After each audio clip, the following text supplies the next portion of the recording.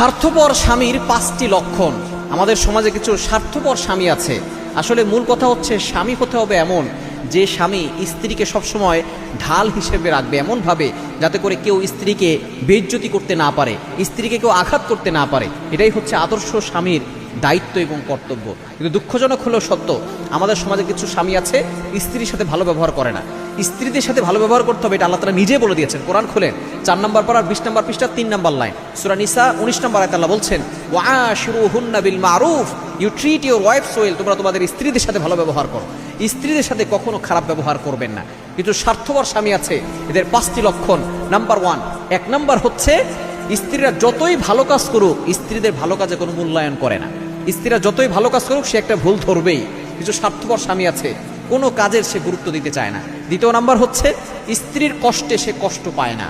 স্বার্থপর স্বামীদের লক্ষণ হচ্ছে সে স্ত্রীর কষ্টে কষ্ট পায় না।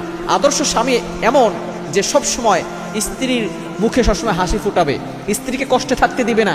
স্ত্রীর মনের ভিতরে ব্যথা, সেটা সে বুঝে সেই ব্যথা দূর করার চেষ্টা করবে। এটাই হচ্ছে ভালো স্বামীর লক্ষণ।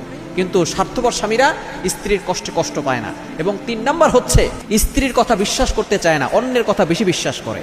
এবং 4 নম্বর স্ত্রীকে যত্ন নেয় না, স্ত্রীকে ভালোবাসে না। মনে রাখবেন, নারীরা হচ্ছে ভালোবাসার পাগল।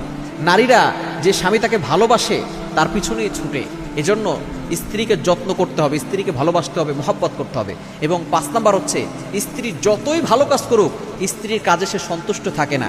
সব সময় স্ত্রীর সাথে বদমেজাজ, খারাপ রাগ গোস্বা নিয়ে কথা বলে, খারাপ ব্যবহার করে। এটা আসলে আদর্শ স্বামীর লক্ষণ নয়। এই স্বার্থপর স্বামীদের হচ্ছে এই 5টি লক্ষণ। সুতরাং স্বার্থপর স্বামী হওয়া যাবে না। স্বামী হতে হবে এমন যে সব সময় স্ত্রীকে টেক কেয়ার করবে, স্ত্রীর ইজ্জতের হেফাজত করবে, স্ত্রীর সামনে ঢাল হয়ে দাঁড়াবে।